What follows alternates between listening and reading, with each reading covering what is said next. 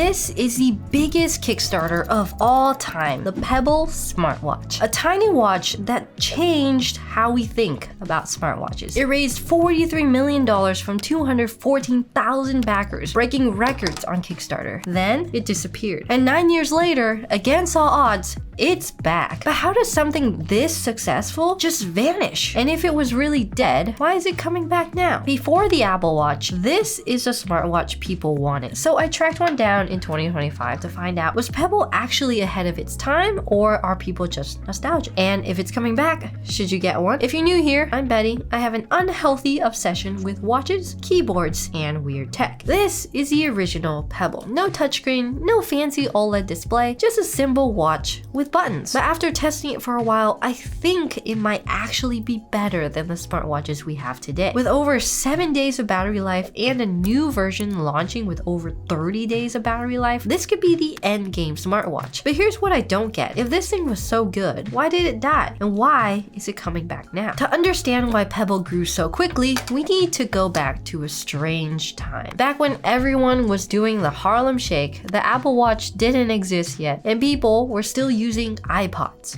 2012. It was the perfect time for a smartwatch to enter the scene. Before Pebble, smartwatches already existed, but they sucked. And wearable tech was still nerdy and people weren't convinced yet. But there was a huge gap in the market for an actually good smartwatch. And one guy saw what no one else did. Eric Migikovsky. Yes, Eric wasn't new to the smartwatch game. He had been working on wearable tech before Pebble. He was working on a tiny smartwatch designed exclusively for an unlikely device, the BlackBerry. You know, those phones jammed with buttons that were ultra popular for business people at the time. He thought BlackBerry users would love a smartwatch that let them see texts and emails on their wrists. It was called the Impulse. But there was just one problem. BlackBerry was already dying. The iPhone had come out of nowhere and it was dominating the market, so the writing was on the wall. He needed to pivot. So instead of building a watch for BlackBerry, he reimagined the idea. A smartwatch that could work with any phone, Android or Apple. And the other smartwatches at the time were bad, so he thought they could do better, like the Microsoft Spot or the Sony smartwatch. They were bulky, slow, and the battery sucked. The idea of a smartwatch was there, but no one nailed it yet. That's when he had a breakthrough. Instead of trying to cram a full smartphone experience onto your wrist, Pebble would be simple, ultra simple. It would have notifications, time, and step tracking, and most importantly, battery life that didn't suck. Back then, you'd be lucky if a watch lasted a single day. The screen technology was so bad, they were dim and hard to see outside in bright sunlight, and when you pair that with a bad battery life, they were basically unusable. So Pebble was able to solve all of this. Instead of the power-hungry screens like the other watches, this display could hold an image without using energy, meaning the watch could last an entire week. It used something called e-paper. This type of screen had been used before, but only in a completely different industry. Nowadays, you can find them in e-readers where battery life was measured in weeks instead of hours, but no one ever thought to put it in a smartwatch. And for Pebble, it changed everything. It wasn't just the battery life, the display also made it one of the most usable smartwatches outside. Unlike normal screens which have bad glare, Pebble's screen is readable, even in direct sunlight. And while it didn't have the colorful, high-resolution displays that Apple and Samsung would introduce later, its simplicity was its biggest strength. And for a lot of people, it was exactly what they wanted. But there was still one huge problem: money. And in 2012, 4 years after the Great Recession and real estate crash of 2008, conditions were slowly getting better. But if you had an unproven product, getting investors wasn't easy. So instead, they made a bold move. They went straight to the people. And that meant using something almost no one had heard of yet: Kickstarter. At the time, Kickstarter was still new. Most projects on the site were indie films, book albums, or art books. No one was using it to launch tech products, but Pebble saw an opportunity. What if the consumers themselves funded the watch? It wouldn't just give them the cash to build the product, it would prove the demand instantly. So they launched their campaign with a simple promise: a smartwatch that works with your phone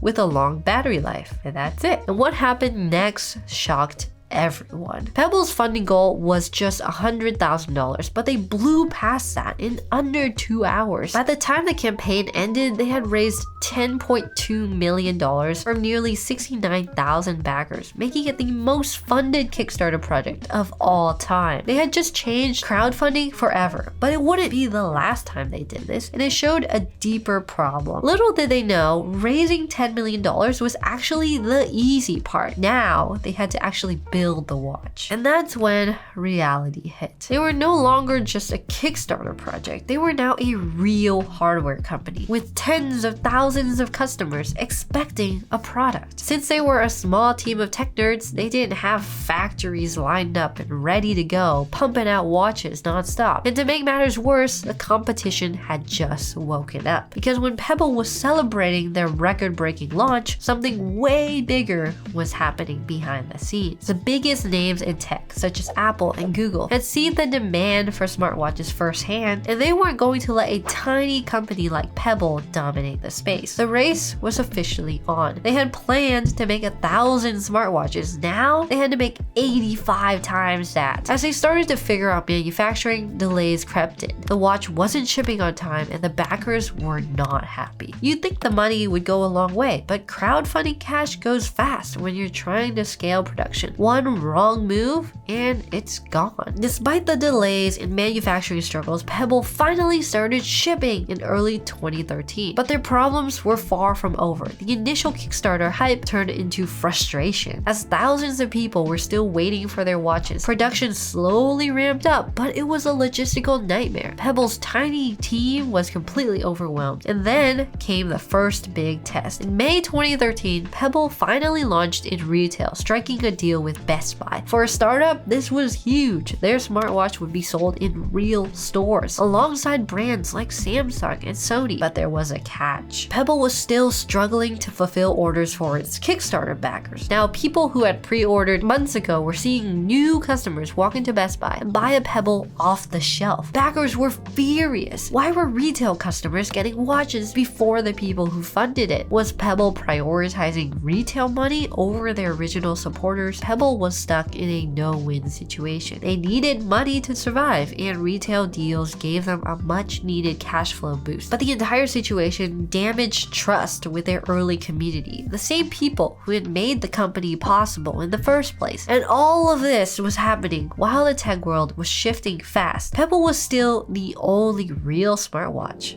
for now. But they knew it was only a matter of time before the competition came knocking. Now fast forward a couple years, they're still one of the most beloved smartwatches, but the market had completely changed. Samsung and Google were in the space, and to make matters worse, in April 2015, Apple had launched their first ever smartwatch. And suddenly, smartwatches weren't just a nerdy Kickstarter thing anymore. Everyone started to buy them. Pebble had to respond, so they went back to where it all started, Kickstarter. Pebble launched a second crowdfunding campaign, this time for the next-gen smartwatch, the Pebble Time. The same great battery life, now with color e-paper display, a better interface, and a sleeker, modern design. They ended up blowing their previous watch out of the water, and they raised $1 million in an hour and $20 million by the end of the Kickstarter. It became the biggest Kickstarter ever, even bigger than their first one. But this time, something felt off. Yes, they had proven their fans still believed in them, but at the same time, shouldn't a company this big be able to launch a product without crowdfunding? To outsiders, it looked like Pebble was thriving, but behind the scenes, the Apple Watch was taking over. Within months of launch, Apple had outsold Pebble's entire lifetime sales. Developers were flocking to iOS instead of the Pebble OS platform, and the smartwatch market was shifting towards fitness tracking and deeper smartphone integration, things Pebble wasn't built for. The hype from Pebble Time's Kickstarter kept them afloat, but the cracks were starting to show. Even with $20 million in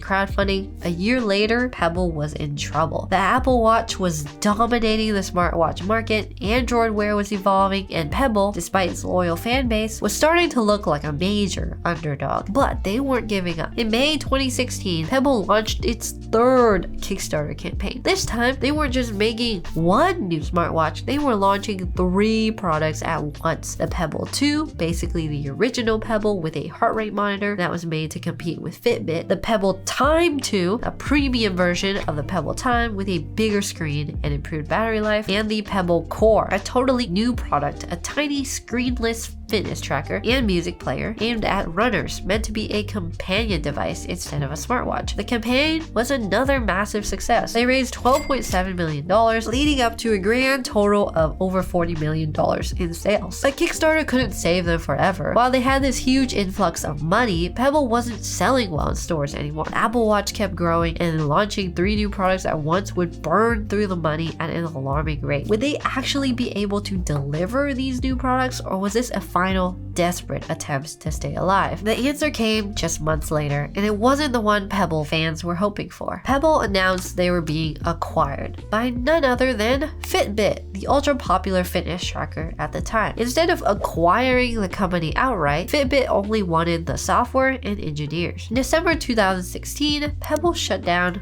for good. The company was gone, its hardware business scrapped, and employees absorbed into Fitbit. But it doesn't end there. 5 years later, Fitbit was bought by Google for a whopping $2.1 billion with a capital B, and it seemed like Pebble would be gone forever. But independent programmers and fans created a software called Wearable, a community-driven product to replace Pebble's cloud services to keep the watches running. Pebble was no longer a company, but it had become something even stranger, a living, breathing, open source movement. And then, nearly after a decade of survival, something crazy happened. Pebble wasn't just being kept alive by a handful of fans, it was making a comeback. Even though the company had been absorbed twice at this point, people still loved the original Pebble watches due to their long battery life, simple design, and unique look. Then this year, Google open sourced the Pebble operating system, opening the door for another surprising twist. Now, Pebble is officially coming back. Well, sort of. The founder, Eric Minkowski, on March 18th of 2025 launched a new brand called Core Devices with the goal of bringing back products similar to Pebble with a long battery life, the e-paper display, health tracking, and more. You have the Core 2 Duo for $149 and the Core Time 2 for $225, with some of them selling out instantly, all of which have batteries that last over 30 days without a single charge. So if you miss a simpler smartwatch, one with crazy battery life that's easy to use and free from constant distractions, the new Pebble might be exactly what you're looking for. But if you want a vibrant touchscreen and apps,